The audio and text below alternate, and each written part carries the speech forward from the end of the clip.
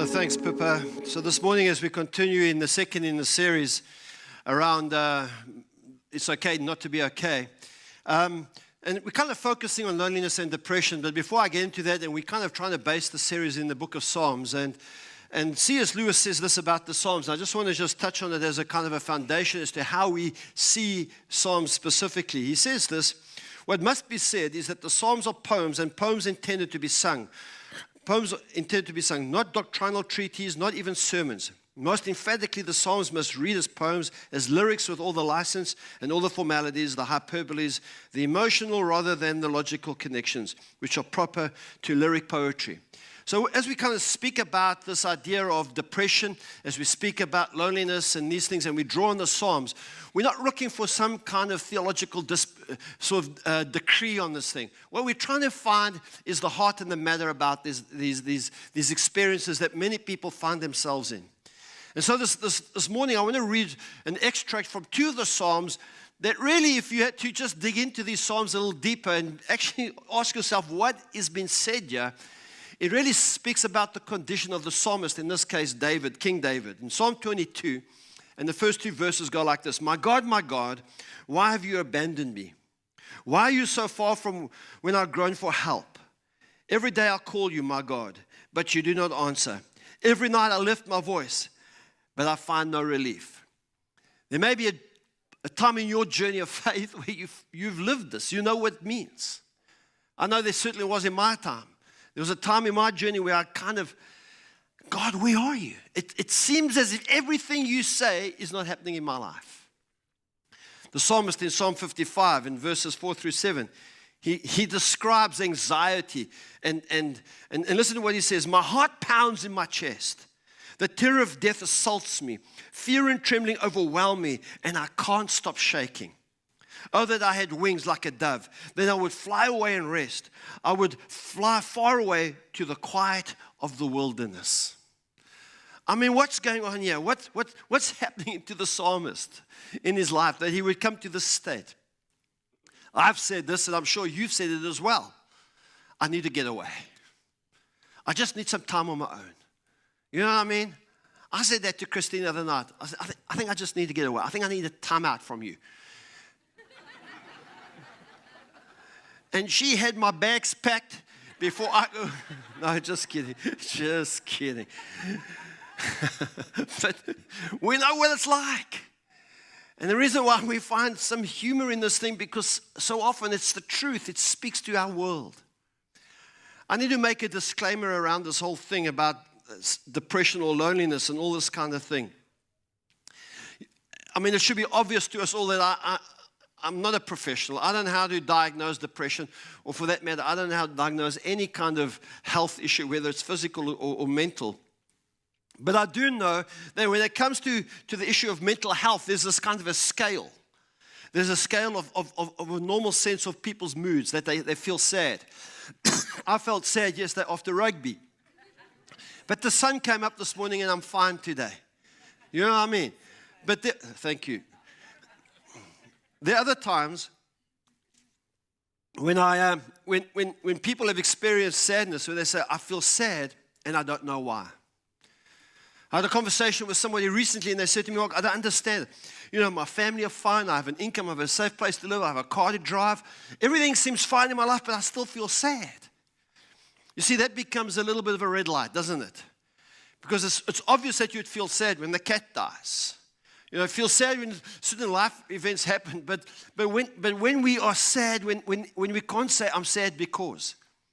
And this kind of scale goes on and on to other degrees, where people, they find themselves in self-loathing. They can't bear to wake up or get up in the morning, and some people even to the extent of suicide. So what is the Psalms? What does the Bible say about all of these life experiences, these human experiences? How do people connect with this stuff? Well, the Bible doesn't address these elements specifically, but in the life stories of the people in the Scriptures, we see these things happening. There's this guy by the name of Elijah. Elijah was a prophet, and he comes in the book of 1 Kings 19. You read one of his most magnificent stories where Elijah comes up against the prophets of Baal. And in doing so, he does this sort of competition. Whose God is the strongest God? And the prophets of Baal go on and they begin to cry out that their God would bring fire from heaven and consume a sacrifice that's placed on the altar. And they start dancing and singing and they start cutting themselves. Just this whole kind of thing. And Elijah spurs them on. He says, come on, maybe your God is sleeping. Try harder. And then his turn comes. And he puts the sacrifice on the altar and he calls for more and more water and he saturates this thing and calls fire from heaven. And the altar is, the sacrifice and the altar is consumed. And he walks out on the shoulders of all of Israel saying, our God is the true God. Not long after that, Jezebel begins hunting him down. And he finds himself sitting under a tree in the wilderness wanting to die. How do you go from this magnificent, very, very public victory to a place of deep depression that you just think there's nobody left? He actually says it. He says, there's nobody left in Israel but me who loves God. God, please take my life. Let me die right now.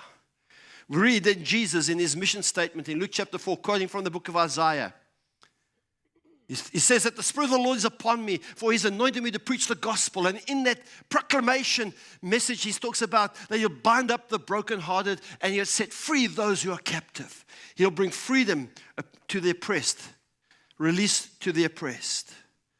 The Apostle Paul speaks consistently around the idea of a war that wages in our minds, that the battleground for our hearts and our souls, in a sense, is in our minds, the way we think. And Paul in the scriptures, he describes to us, he says, the way we think can either hold us captive to disobedience or can bring us release to obedience. And he uses military language to describe the urgency of mental health, you could say. So this morning, as we think about these things and talk about these things, my heart is to come from a place of, hey, listen, I know authority on this stuff. And so what I'm sharing in a sense is what I'm calling a pastoral response to depression, to loneliness, to something that according to the stats, 1 in 3 South Africans. So we'll start down here, every third person just stand and confess your depression to us. And I interrogated those stats because you know that 90% of all statistics are made up in the moment? Anyway, that's actually a really clever joke that you never got. I'm just saying. Or you say, Mark, it's such an old joke. Anyway, I went and checked these stats, and it's true. There is research on this stuff. One of those South Africans out of every 3 was my wife, Christine. About 25 years ago, one day morning, she woke up in a complete and total clinical depression. She couldn't literally get out of bed and stop crying. It was a frightening experience from my perspective because as a good Christian full of faith, I didn't even believe in mental illness. That's where I was in that stage. And now it was unfolding in my very home. She's giving us permission to talk about it. In fact, she'll be joining James on Tuesday night to answer any questions around this kind of experience. And this began a kind of a season in our lives. And along with what Christine had gone through, I certainly had been through my dark night of the soul. You see the language we use? We use language that sounds like noble. You went through the dark night. Yeah, I was depressed. I wasn't clinically depressed, but I was feeling pretty bum about myself. Can I say that? I know that's just whether that's a church word or not. But I was feeling terrible about my life. And there was a deep questioning like the psalmist. And you want to go back to that psalm, you know. That you want to flee and you say, God, where are you? It seems like everything I've done in your name has turned to mud. Nothing seems to be working. And of course, in the lives of so many people, family, friends, people in our churches have gone through this kind of experience. And so when I began to try and reconcile all this stuff and to say, well, as a pastor, what do I say in 30 minutes? To those 1 in 3, perhaps who are in this place, who have suffered or are suffering or a partner of somebody suffering, because it can affect everyone's lives. And so I kind of began to think myself, you know, is it okay not to be okay? And how that title emerged, how that kind of, the title of the series started for us.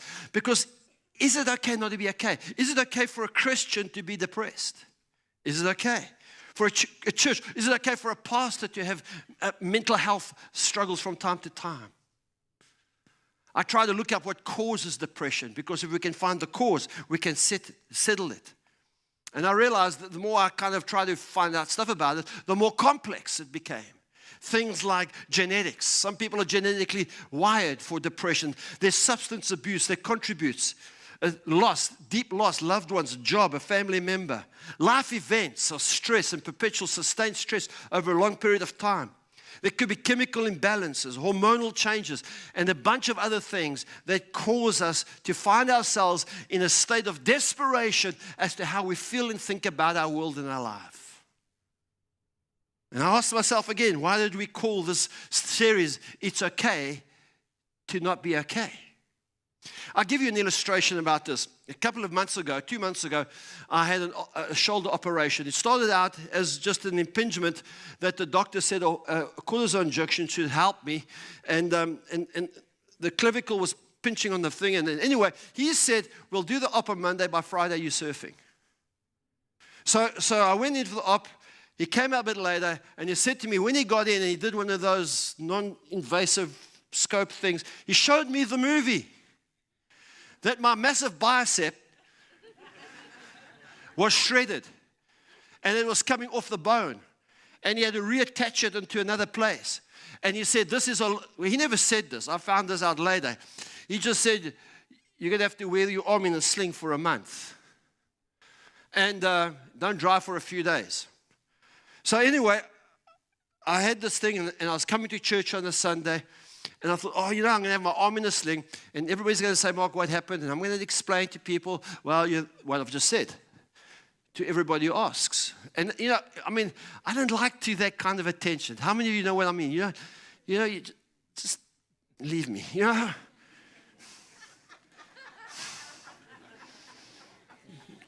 But if you want to come hug me, feel free. I'm always available for a hug.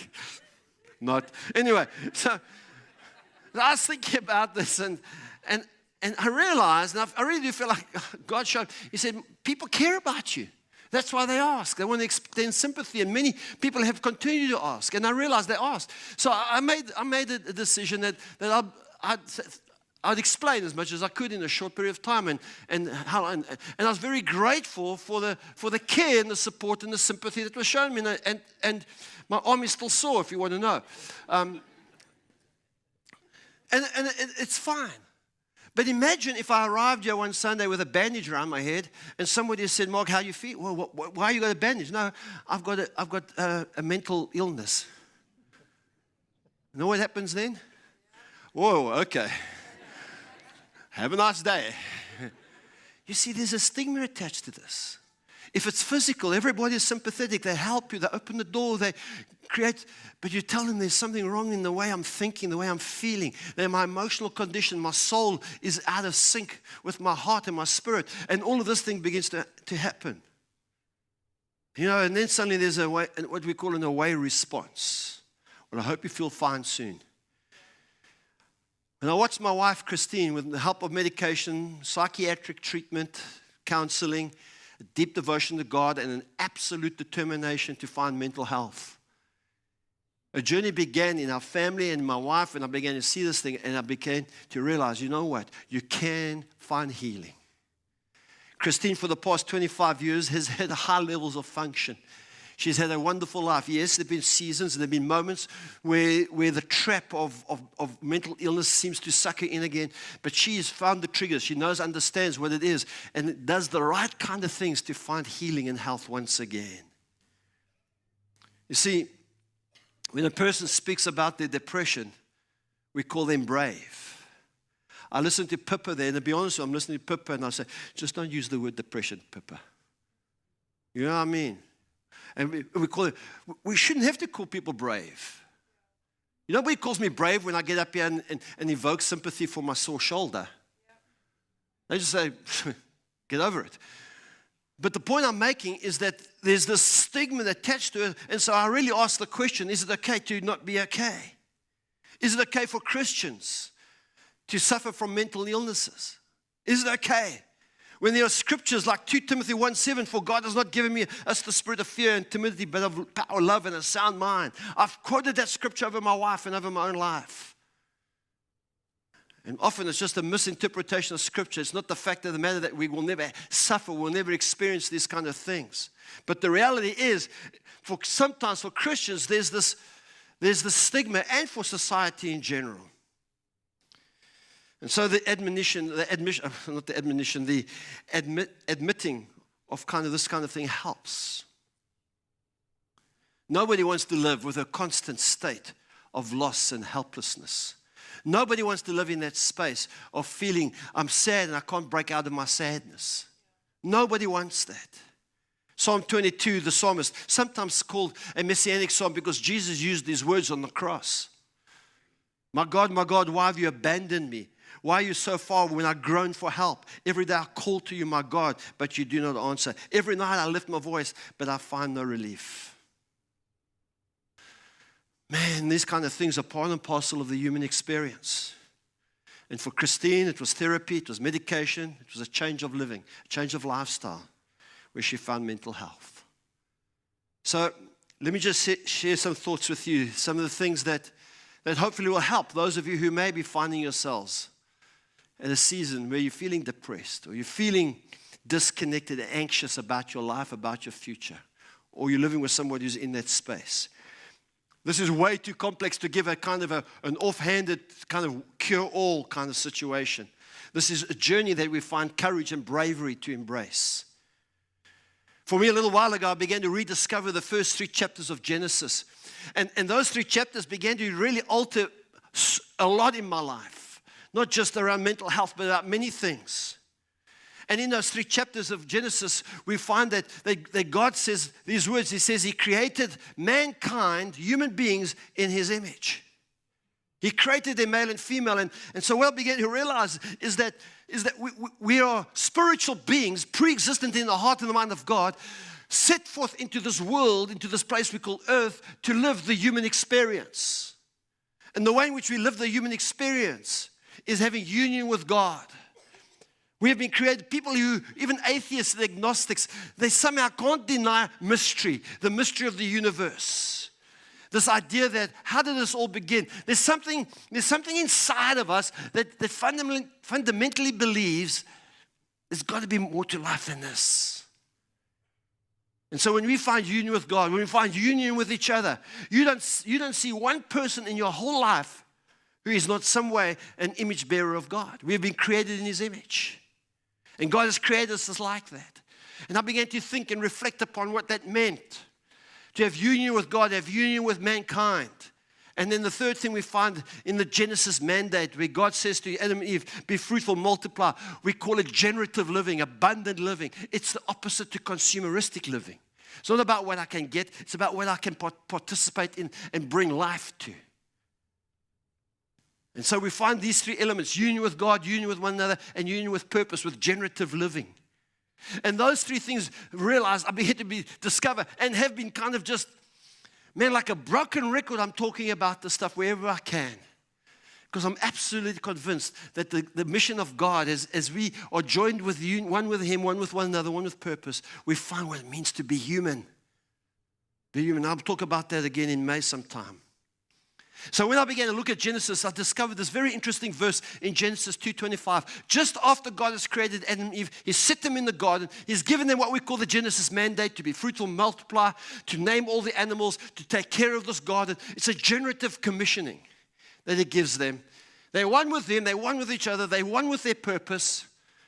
And we kind of have the summary at the end of Genesis chapter 2. Last verse, it says this. Now the man and his wife were both naked, and they felt no shame.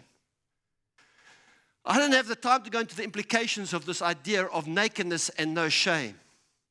I don't know whether this was a nakedness physically. It's not important. What I do know, that the poet, that the writer of Genesis is essentially telling us that there was this wholeness in them, spirit, mind, and body, connected to God, connected to each other, connected to purpose. And then we read in Genesis 3 after the fall, Genesis 3:7. At the moment their eyes were opened, and suddenly, that's Adam and Eve, and they suddenly felt shame in their nakedness. at their nakedness. So they sewed fig leaves together to cover themselves. Verses 9 through 11. Then the Lord God called to the man, "Where are you?" He replied, "I heard you walking in the garden, so I hid.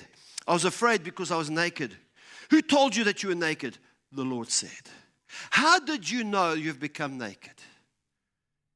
As they did the one thing God asked them not to do. You see, that's what freedom is. Freedom is not, I can do anything. Freedom is, I can do anything except that. And that's the kind of freedom they gave, because now they knew what they were free from.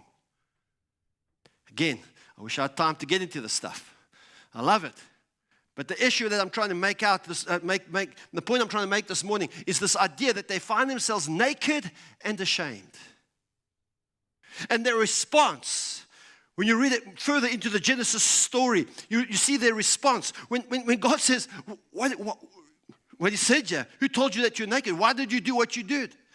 You know what Adam does? He does what men have been doing for the last 6,000 years. It's the woman you gave me. There we go. I saw nudging. But it's worse. Because Adam said, it's the woman you gave me. God, if you hadn't given me the woman, none of this would have happened. We'd have played golf all day. How boring. You understand what's going on here? Two things happen. And they're two symptoms, and you can check them out in your own life. They're two symptoms that will alienate you from God, will alienate you from one another, and will alienate you from what it is that you are doing with your day-to-day living. And that's when you hide and when you blame. These two, they hid from God. They thought they could hide from God. And when God caught them, they blamed somebody else. And we live in a society today where there is an absolute failure to take personal responsibility for your life. It's my mother's fault. It's my brother's fault. It's my father's fault. It's the government's fault. It's the school's fault. It's everybody's fault, but not mine. And I'll tell you what, a lot of what has happened to you is somebody else's fault. I'm telling you, if you've been sexually abused, verbally abused, if you've been racially abused, or you've been genderly abused, or things happen to people, and you have a genuine cause as to why you could blame somebody else. But until you take up the responsibility to be healed, you will always stay as the slave of the abuser. But when you rise up and say, you know what, this has happened, but you know what, I'm going to find healing. I'm going to find recovery. And folks, listen to me. This is not a one-off answer. These things are complex, and I understand the complexities, but I've only got 7 minutes left. And I'm never going to get it all done in 7 minutes. But I want us to try and sense what it is that God calls us to. And so, instead of hiding and blaming like we do in mental illness, it's let's hide it. Let's keep it away. Let people find out. Let's not be shamed. Oh, we like shaming, don't we? You know what? I have a personal, I have a grudge. When I come behind a car on the right-hand lane with a robot, and the oak's going to turn right, and I take a chance because everybody else is backed up. Yes? I hope that this oak, who doesn't have his indicator on, is going to go straight. But when the robot goes to green, then puts his indicator on. I want to get out and give him some lessons on driving ethics. We live in a world where we want to blame people, we want to hide people, and it's time that we said no. I have two thoughts around this. First one, Jesus has come to restore us. Folks, I'm convinced that through Jesus changes things. He changes things. He brings us into union with God. He brings us into union with one another. He gives us the ability to forgive those who've trespassed against us. And I know there are people in this room today, you've had such violations against you. And for me to stand up and tell you to forgive may be easy to say, but incredibly challenging to do. But Jesus can help you to forgive those who've trespassed against you. And you can find generative living again. You can find life. You can find a sense that, yes, I may have needs and I may have wants and I may have things that are not right, but you know what? I can bless others and be kind to people. I can look at the person working in the toll booth and thank them. I can look at my waiter and treat them with respect. If you don't like the food, get out. Don't try to cook it. You know what I mean? I have friends who go to a restaurant and say, I want this and I want to eat this. It's food. It comes in the one end and vies out the other end.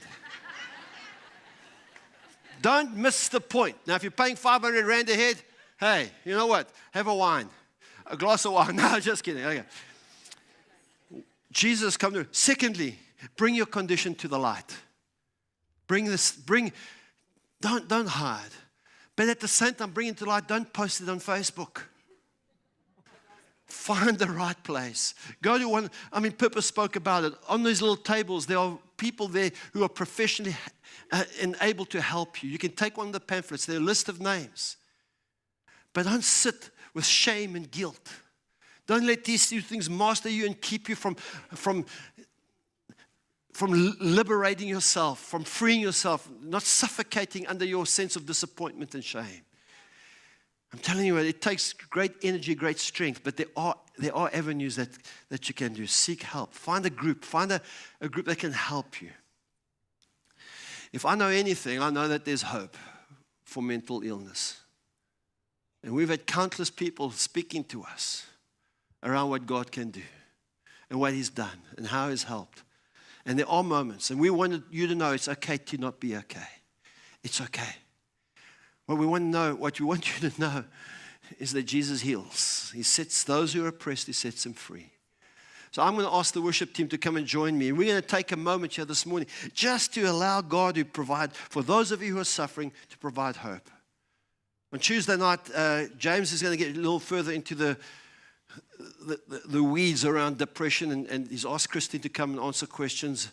And if you want to know more about that kind of subject specifically, I know when Christine went into a state of depression, I never knew what hit me. I was one of those people that said it doesn't happen to Christians.